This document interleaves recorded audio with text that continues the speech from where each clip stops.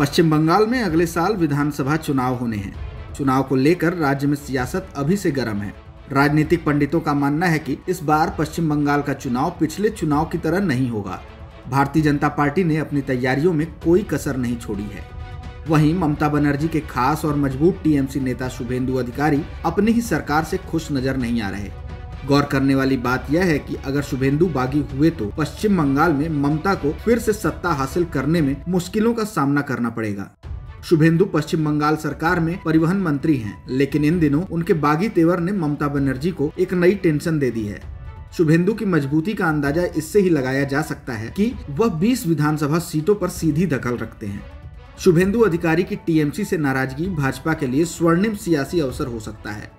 बातें तो यहाँ तक चल रही हैं कि शुभेंदु आने वाले दिनों में भाजपा के ही हो जाएंगे।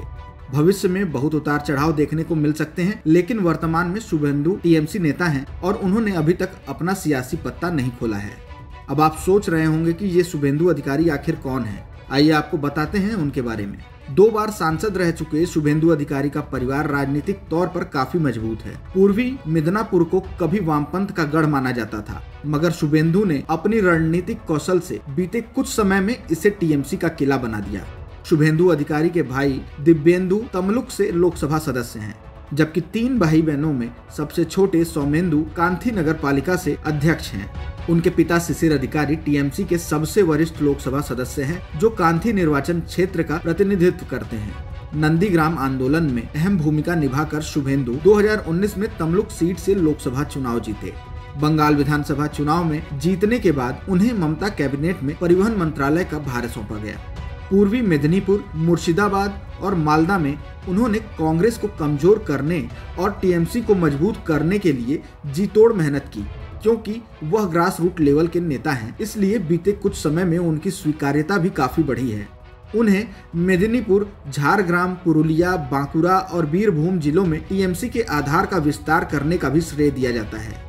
इस तरह से राजनीतिक पंडितों का मानना है कि शुभेंदु अगर टीएमसी से अलग होते हैं तो इसका असर करीब 20 विधानसभा सीटों पर दिख सकता है।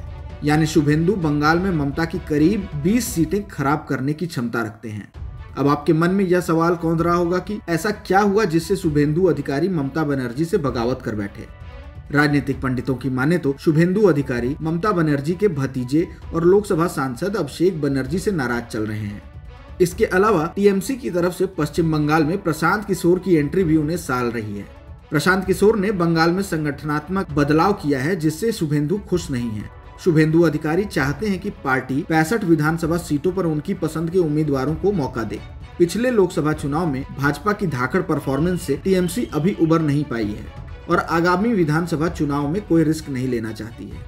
यही कारण है कि मुख्यमंत्री ममता बनर्जी ने चुनावी रणनीतिकार प्रशांत किशोर को चुनाव रणनीति की जिम्मेदारी दी है। चर्चाएं आम है कि ममता बनर्जी ने भतीजे और सांसद अभिषेक बनर्जी के कहने पर ही प्रशांत किशोर से हाथ मिलाया है। इन्हीं बदलावों के चलते शुभेंदु अधिकारी नाखुश बताए जा रहे हैं। शुभेंदु को ऐसा लग रहा है कि उनकी पार्टी में अब उपेक्षा हो रही है। फिलहाल इस वीडियो में इतना ही। अगर कोई सवाल और सुझाव है तो हमें कमेंट बॉक्स में जरूर बताएं। देश और दुनिया की ताजा तरीन खबरों की अपडेट्स के लिए हमारे चैनल लोकमत हिंदी को सब्सक्राइब करना ना भूलें। अगर आप ये वीडियो फेसबुक पर देख रहे हैं तो हमारे पेज को फॉलो जरूर कर लीजिए।